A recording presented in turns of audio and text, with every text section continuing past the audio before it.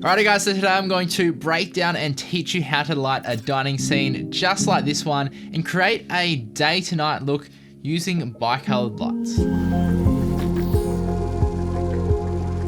How's it going guys? My name is Andrew Murphy from Down Under in Gold Coast, Australia, and welcome to the new studio as well. I'm still kind of setting everything up, so it's not 100% set in stone like how it is right now, but you'll see it more and more over the next, I guess, from here onwards, because I'm going to be shooting in this studio.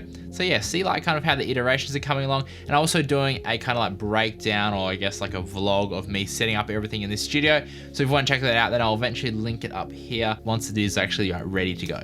So bi-colored lights are super duper cool to use, but it seems like a lot of people don't really know, I guess, like the practical applications about like when you would actually use them. So that is exactly why I want to make this specific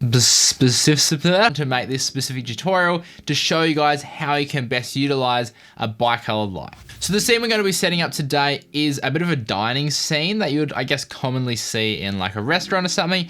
And most commonly movies will light these kind of scenes from above the talent, I guess, to kind of simulate like a chandelier or a downlight right above them.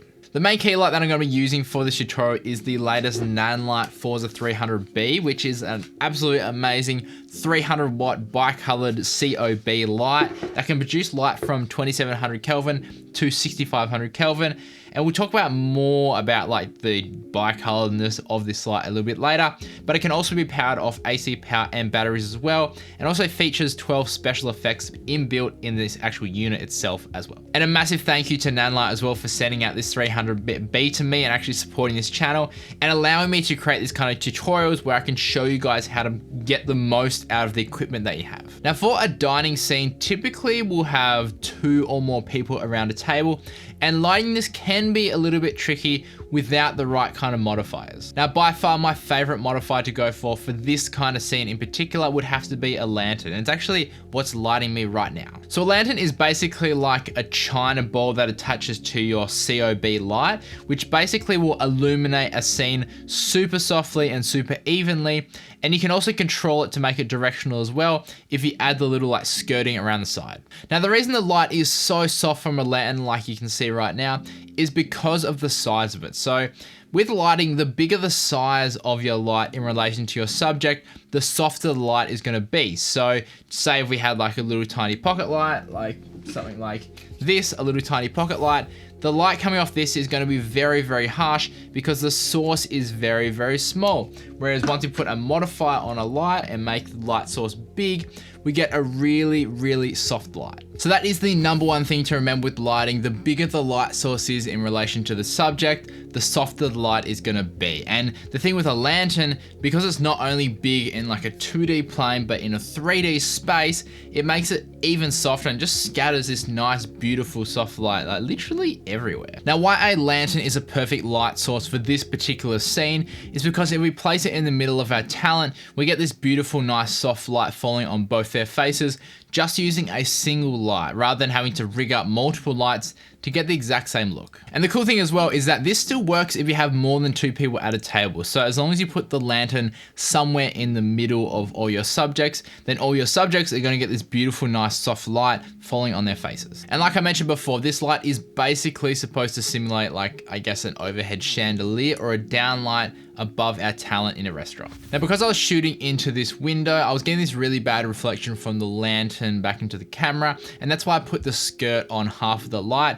So the skirt basically is just like velcroed onto the lantern, and it allows you to cut the light or shape the light. And in my case, it was used to obviously remove a reflection off the window that was coming back into the camera. And these skirts actually come in the kit with the Nanlite lanterns, and you get 2 of them. So you can skirt on half or all the way around or a quarter, just kind of like Velcro what you need and then make it work. Now, the first thing you'll notice is that the Nanlite Forza 300B in the lantern is set to a very warm tone. And this was deliberately done to help achieve more of a day to night look. So the advantage of using a Forza 300B rather than just a Forza 300 is that the B stands for bi-colored, and it allows us to change the color temperature of the light from 2700 Kelvin, which is a nice warm light, to 6500 Kelvin, which is a nice cool light, depending on whatever color of light you actually want in the scene. And in this particular scene, I set the Forza 300B all the way down to 2700 Kelvin to produce a really warm light on our subjects for 2 reasons in particular. So number 1 is to give our subjects a nice warm glow that you would typically see in like a diner or a restaurant at nighttime.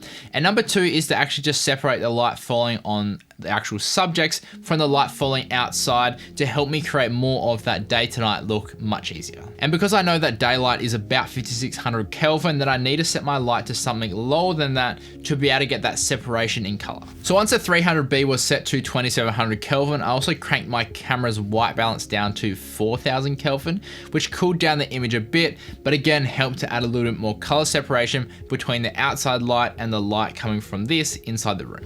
Now, real quick interruption, if you are enjoying this tutorial, then be sure to subscribe to the channel because I make a whole bunch of videos just like this, and I'm sure you'll like it, or I'm sure your friends will like it if you share it around as well. Now for this particular scene, I set the Forza 300B to 100% brightness just to try bring the outside ambient light down as much as I could. And on this particular day, it was overcast, so the outside light was a little bit darker as well, which definitely helped. But I'd say if you're trying to recreate this scene on like a 100% clear day when it's just beaming sunlight coming down outside, the 300B through the lantern probably won't be powerful enough to actually overpower the sun. It's definitely powerful enough to match the sun, there's no problems about that, but overpowering it and making it darker than the interior lights is, yeah, a little bit of a struggle with this. Right, so now our key light is set up. We need to add some hair lights to help separate our talent from the background to create more of a 3-dimensional image. And for this, I use my go-to, which is the Nanlite Pavotube 15Cs, which is this one back here.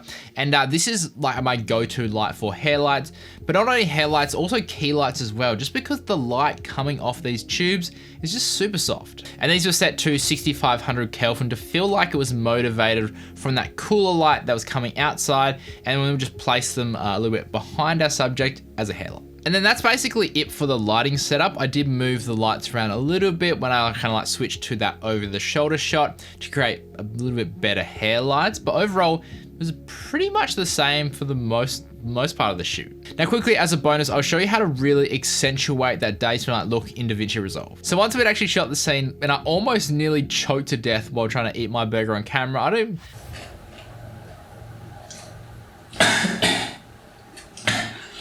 know how to eat.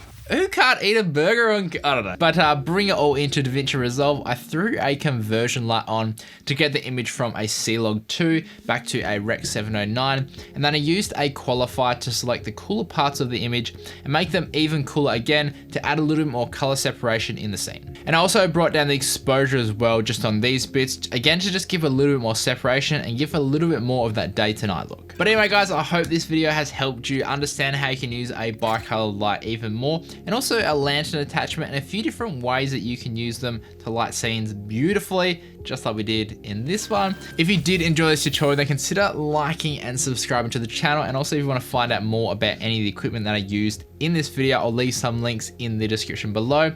Otherwise, stay creative and just be you. Have fun.